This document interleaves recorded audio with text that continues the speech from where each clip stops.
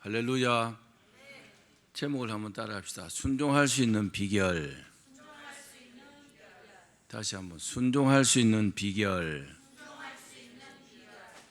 순종을 잘하는 사람들은 복을 받습니다. 그런데 순종하고자 하지만 어떻게 하면 순종할지를 잘 몰라서 순종하지 못하는 사람도 있습니다. 오늘 이 설교가 그런 사람들에게 큰 도움이 될 것입니다. 오늘 말씀 가운데 큰 은혜의 시간 되기를 바랍니다. 사람이 하나님께 복을 받을 수 있는 최고의 비결은요, 하나님의 말씀에 순종하는 것입니다. 이건요, 이론이 없습니다. 이론의 여지가 없습니다. 하나님의 말씀에 순종해야 복을 받습니다. 그러나 누구나 복을 받고 싶죠. 그러나 하나님의 말씀에 순종하는 것은 쉽지 않습니다. 많은 요소들이 있지만 이 짧은 시간에 다 말씀을 못 드리겠지만 하나님의 말씀에 순종하는 것은 쉽지 않습니다. 그래서 오늘은 어떻게 하면 하나님의 말씀에 순종할 수 있는가, 그 비결에 대해서 말씀드릴 때 큰 복을 받기를 주의 이름으로 축원합니다. 하나님께서 사람에게 복을 주시기 위해서 때로는요, 파격적인 말씀으로 사람을 놀라게 할 때가 있습니다. 실례로 오늘 본문에 읽었듯이 하나님께서 아브라함에게 복을 주시기 위해서 엄청난 말씀을 하셨잖아요. 충격적인 말씀을 하셨어요. 그 말씀이 뭡니까? 아브라함아, 네 외아들 독자 이삭을 모리아 산에서 번제로 바쳐라. 와, 여러분이 아브라함이라면 어떨까요?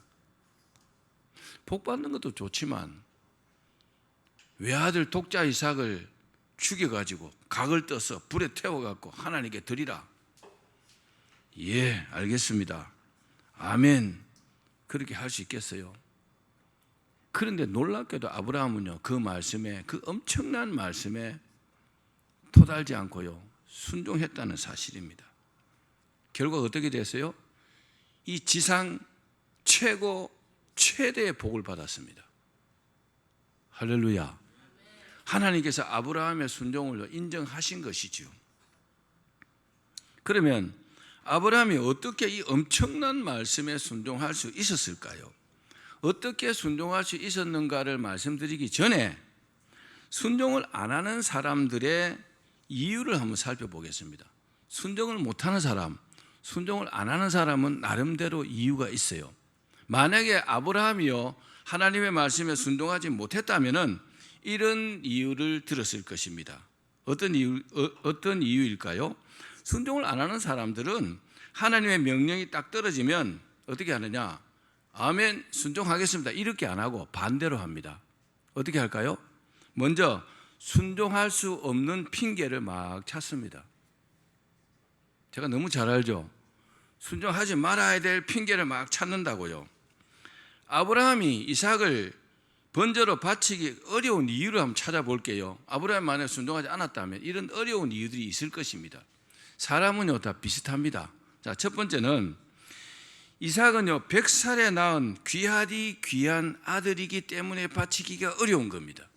그렇죠? 귀한 것은요, 하나님께 바치기가 어렵잖아요. 아브라함이 100살이 되었어요. 사라도 경수가 끊겼습니다. 이제 자식을 낳는다는 건 불가능합니다. 그런데 이때 하나님께서 아브라함에게 너에게 아들이 있을 것이다, 이렇게 말씀하시면서 아브라함이 불가능하다고 말하니까 여호와께 능치 못한 일이 있겠느냐, 그렇게 말씀했어요. 그렇습니다. 사람이 볼 때 불가능한 일이라 해도 하나님께서 하시면 무엇이든지 가능합니다. 이걸 믿는 것이요, 올바른 믿음입니다. 이거 못 믿으면 믿음이 없는 겁니다. 안 믿는 겁니다. 하나님께서 하시겠다고 하시는데도 굳이 자기는 안 되겠다고 하는 것은요, 안 믿는 거잖아요. 여러분, 하나님의 축복은요, 믿어야 받을 수 있습니다. 그 말씀을 믿고 실천을 해야 받을 수 있다는 것을 믿으셔야 합니다. 또 인간의 절망도 하나님께서 하시면 희망이 되는 겁니다. 절망 가운데 사는 사람들, 인생의 벼랑 끝에 선 사람들도요, 기적이 일어나면 복을 받잖아요. 하나님께서 하시면 그렇게 되는 것입니다. 아브라함도 인간적인 모든 소망이 다 끊어졌지만 하나님의 은혜로 아들 이삭을 100살에 얻었어요. 그러니까 얼마나 여러분 귀하겠어요. 우리 브리안나 집사님 하은이 성은이 귀하죠, 그죠? 10몇 년 만에 얻은 자녀잖아요. 근데 아브라함은요 100년 만에 얻은 아들이에요. 100년 만에. 그리고요 자기 부인 사라가 아이도 낳지 못해요. 불가능해요. 그럼에도 불구하고 낳은 아들이 누구요? 이삭이잖아요. 얼마나 귀하겠어요. 진짜 옥이야 금이야 그렇게 키웠지 않겠습니까? 정말 귀합니다. 말로 표현할 수 없을 정도로 귀한 아들입니다. 그런데 그 이삭이 이제 자라서 소년이 되었습니다. 얼마나 이쁘겠어요, 그죠?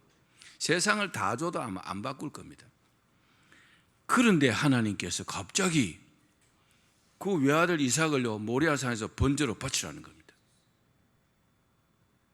바칠 수 있겠습니까? 귀해서 못 바치는 겁니다. 못 바치는 사람은 귀하기, 이건 하나님보다 더 귀하다고 생각하기 때문에 못 드리는 겁니다. 만약 돈이라고 생각한다면 돈이 하나님보다 더 귀한 겁니다. 하나님 암만 그렇게 말씀하셔도 이 구렁이 알 같은 돈 못 바치겠습니다. 그래서 못 드리는 겁니다. 두 번째, 또 하나님께 못 드리는 이유가 뭘까요? 따라합시다. 사랑하기 때문이다. 창세기 22장 2절에 보면 내 아들 내 사랑하는 독자 이삭을 드리라. 하나님께서 그렇게 말씀하십니다. 아브라함 네가 사랑하는 그 아들을 드리라. 아브라함이 이삭을 얼마나 사랑할까요? 아마 자기 자신보다 더 사랑할 겁니다. 그렇겠죠? 귀한 자식이니까 커가는 모습을 보면서 나는 죽어도 쟤는 살아야 된다 이렇게 생각하지 않을까요? 이 세상 그 무엇보다도 더 귀했을 겁니다. 사랑할 겁니다. 그래서 하나님께서도 그 모습을 보고요 아브라함 이삭을 너무너무 사랑하는 줄을 아셨습니다. 그래서 네 사랑하는 독자 이삭 이렇게 말씀하시는 겁니다.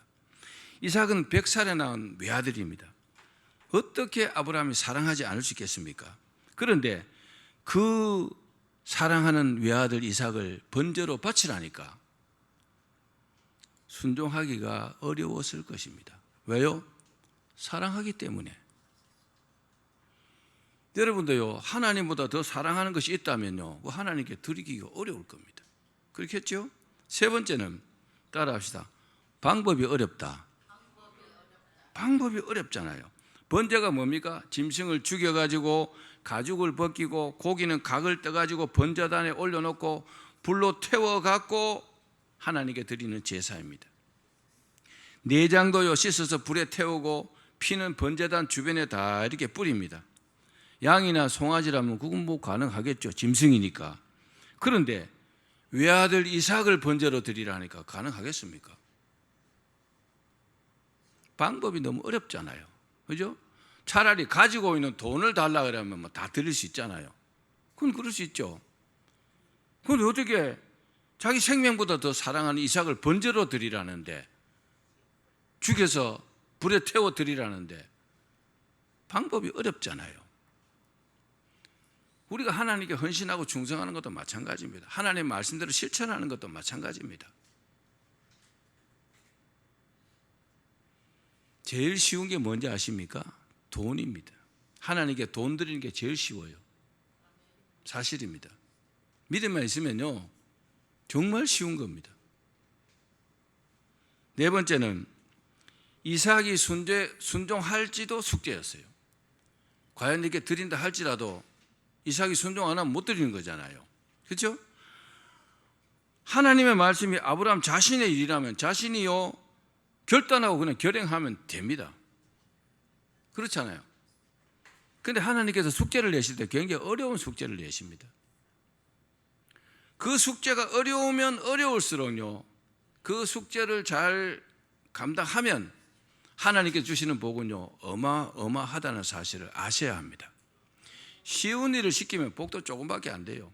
그런데 어려운 일을 시키시는 일을 잘 감당하면요 그에 걸맞는 복을 하나님께서 주십니다. 자, 이 이삭이 누굽니까? 살아있는 사람이잖아요. 독립된 인격체입니다.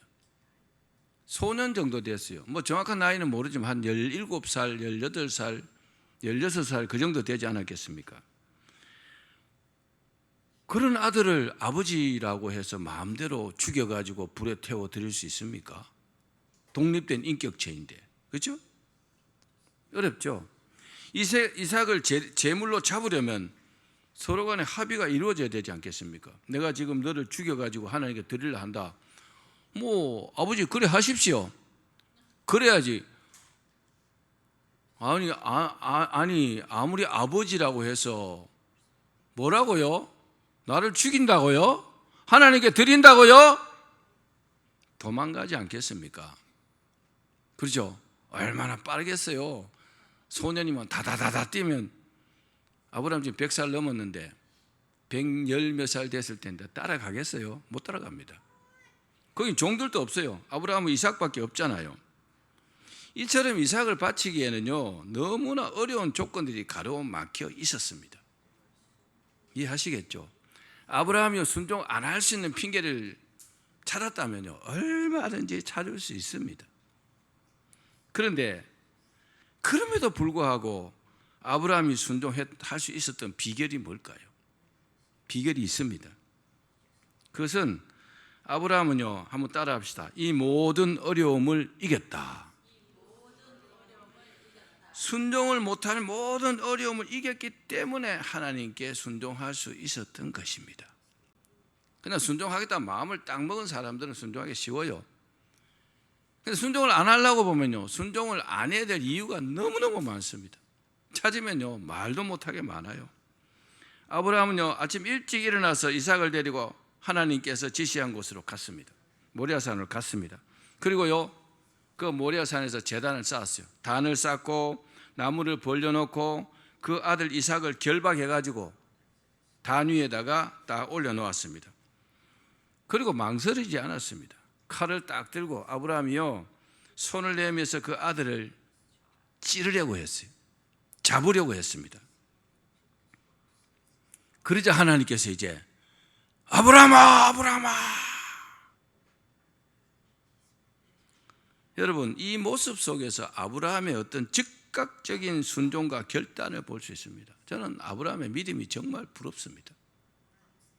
이런 믿음은요 하나님께서 좋아하지 않을 수가 없습니다. 그 무엇보다도 하나님을 귀하게 여긴다는 거잖아요. 그렇죠? 하나님의 말씀이라면 그 어떤 말씀이든지 순종하겠다는 거잖아요. 세상에 자기 아들을 죽인다는 게 말이 됩니까? 물론 하나님의 의도는 아들을 꼭 죽이라는 것은 아니잖아요. 아브라함을요 테스트 해본 겁니다. 여러분 하나님께서 우리를 테스트하실 때 꼭 성공하기를 바랍니다. 아브라함이 순종할 수 있었던 것은 하나님의 말씀을 최우선으로 여겼어요. 따라합시다. 하나님의 말씀을 최우선으로 여겨야 한다. 그랬기 때문에 도저히 불가능한 일을 순종하는 위대한 결단을 내릴 수 있었던 것입니다. 이런 아브라함 같은 믿음을 가진 사람들은요 성공은 보장되어 있습니다. 걱정할 필요가 없습니다. 이 말씀을 받기를 바랍니다. 그러면 아브라함이 이렇게 순종할 수 있었던 구체적인 비결이 뭘까요? 몇 가지 비결이 있습니다. 첫 번째는 아브라함이 하나님께 순종하는 것은 당연하다고 여겼습니다. 여러분 어떻게 생각하십니까? 하나님께서 말씀하셨을 때 순종하는 것이 당연합니까? 아니면 여러 가지 핑계를 찾아서 상황을 보고 형편에 맞으면 순종합니까? 어느 쪽입니까? 여러분이 정말 아브라함 같은 복을 받기 위해서는요 핑계를 대지 말고 순종하는 것이 당연하다. 따라합시다. 순종하는 것이 당연하다. 순종하는 것이 당연하다 이렇게 여기면요 순종하지 못할 이유가 전혀 없습니다. 그래서 핑계를 찾지 말고 당연히 순종해야지. 그렇게 행동하기를 바랍니다. 창세기 12장부터 25장의 내용을 보면 아브라함에 대해서 쭉 써놨어요. 그걸 다 읽어보면 아브라함이 하나님을 대하는 태도는요 항상 예, 항상 아멘입니다. 아닙니다, 노 이런 게 없어요. 아브라함은 하나님 말씀이라면 무조건 순종했습니다. 그러니까 아브라함은요, 순종이 체질화가 되어 있어요. 당연히 순종하는 겁니다. 그 어떤 것보다 하나님의 말씀이라면 항상 우선시했어요. 최우선했다는 겁니다. 그 복받기가 사실은요, 너무너무 쉬운 거죠. 이게 안 되는 사람들은 왜 이게 안 될까를 여러 가지로 찾아보셔야 돼요.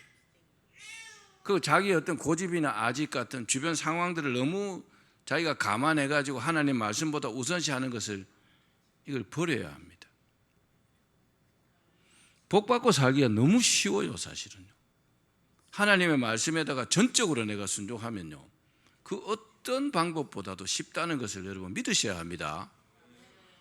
뭐 하나님 살아계신데 당연한 거 아니겠습니까? 사랑하는 여러분, 우리도 이 아브라함의 순종을 배우기를 바랍니다. 순종을 연습하면 늘게 돼 있어요. 순종하기 시작하면 계속 순종해집니다. 그래서 나중에는 순종이 체질화됩니다. 당연히 그렇게 하는 겁니다. 아멘. 자, 두 번째는 모든 것이 하나님의 것이라고 믿었기 때문입니다. 따라합시다. 모든 것은 하나님의 것이다. 아브라함은요, 갈대아 우르를 하나님의 말씀을 믿고 떠났어요. 너는 본토 친척 아비 집을 떠나 내가 네게로 지시할 땅으로 가라 하셨을 때에 그는 하나님의 말씀을 믿고 고향을 떠났습니다. 그리고 모든 복은 하나님께서 주신다는 것을 철저하게 믿었습니다. 여러분, 우리도 이 말씀을 믿기를 바랍니다. 또 이삭을 주신 분도 하나님이셨잖아요.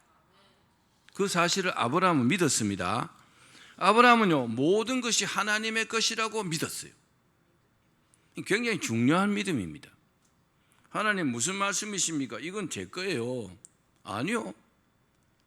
이삭도 하나님의 것이라는 거죠. 왜요? 이삭도 하나님께서 주신 줄로 믿기 때문에 이삭도 하나님의 것이라는 겁니다.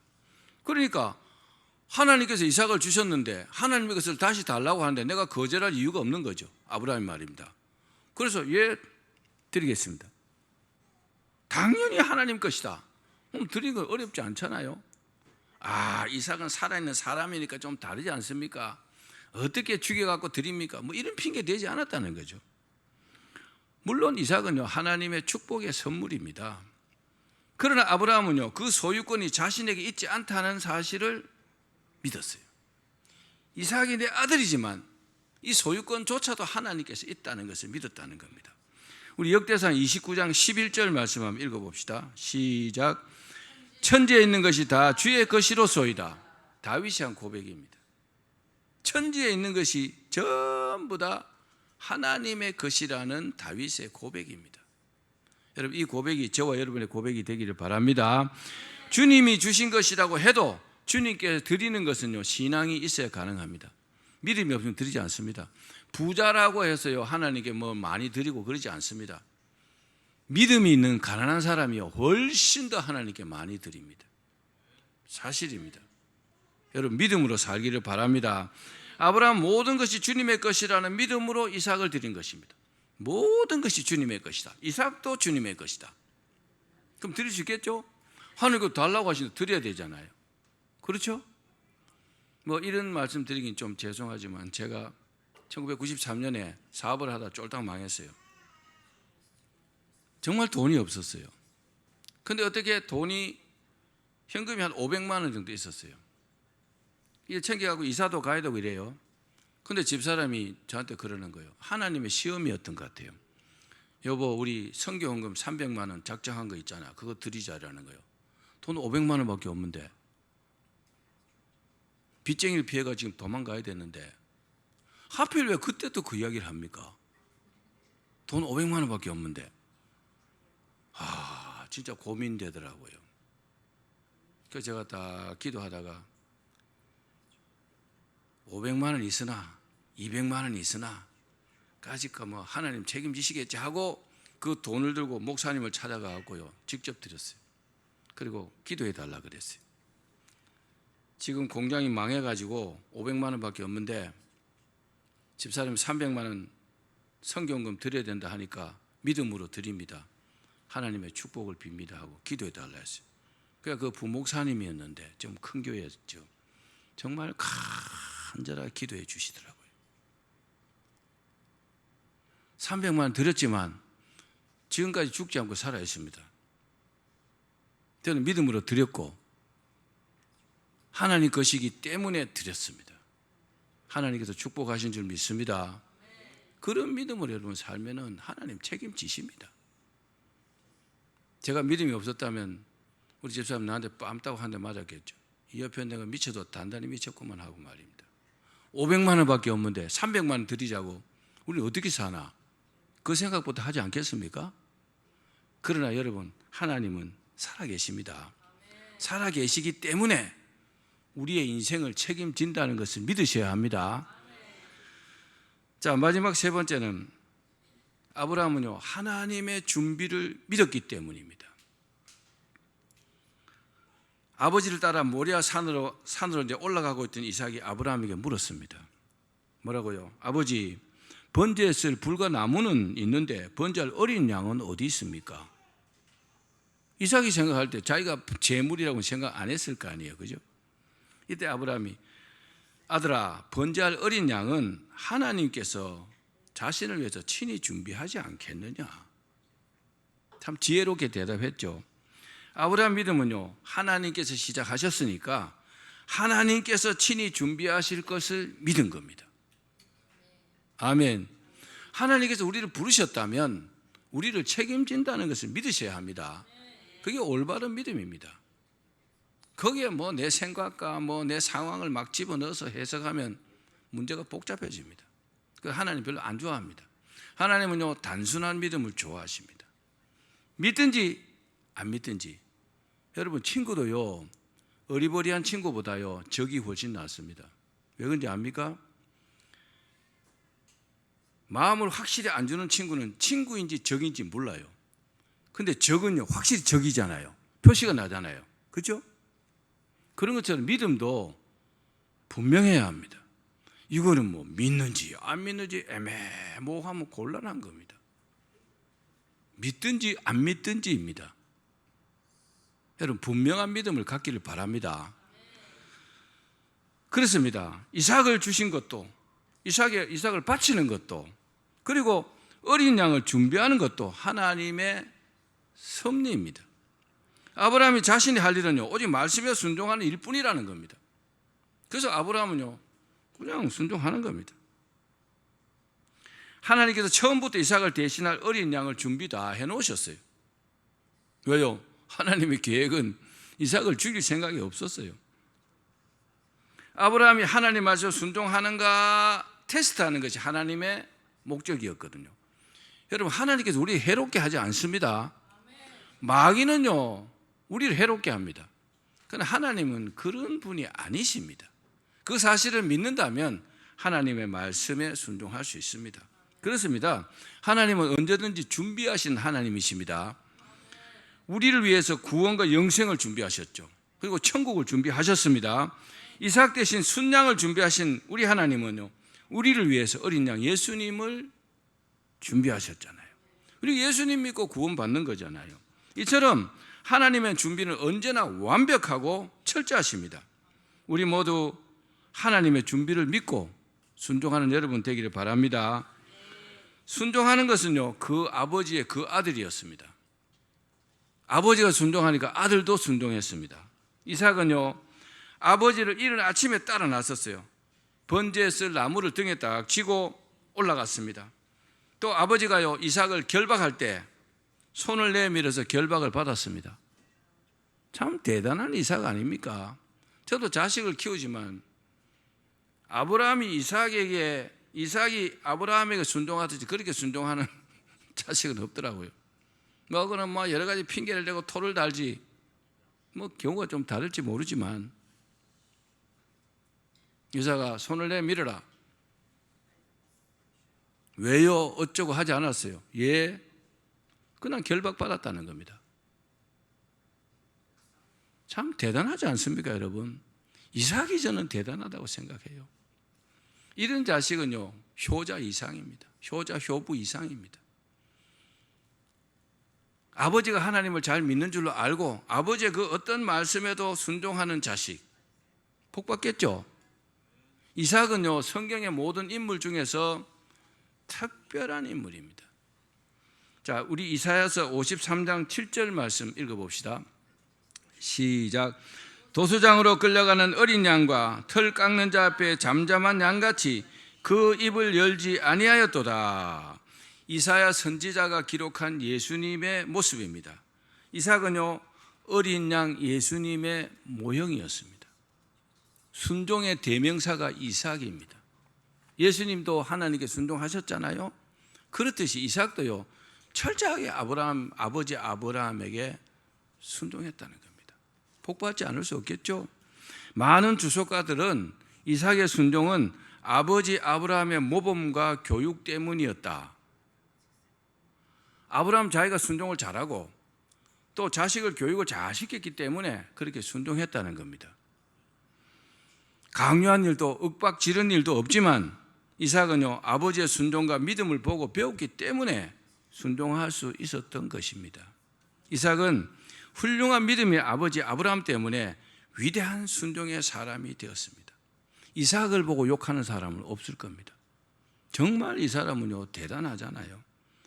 정말 순종하는 사람이요. 순종한 이삭도 하나님께 엄청난 복을 받았습니다. 우리가 잘 알다시피 이삭은 농사를 지어 그의 백배의 축복을 받고 이런 말씀도 기록되어 있잖아요. 또 우물을 파고 막힌 우물을 팠는데 물 나오니까 사람들이 달라 하니까 줘버리고 또 팠는데 또 달라 하니까 줘버리고 그 당시 우물이요, 지금의 시가로 3억 정도 된답니다. 파니까 줘버리고 달라니까 또 줘버리고 나를 또 파니까 나를 그 다음에 달라 하지 않으니까. 그런 사람이 있을까요? 무슨 배짱으로? 하나님을 믿었던 거죠. 저는 하나님의 축복의 사람이라고 확실히 믿습니다.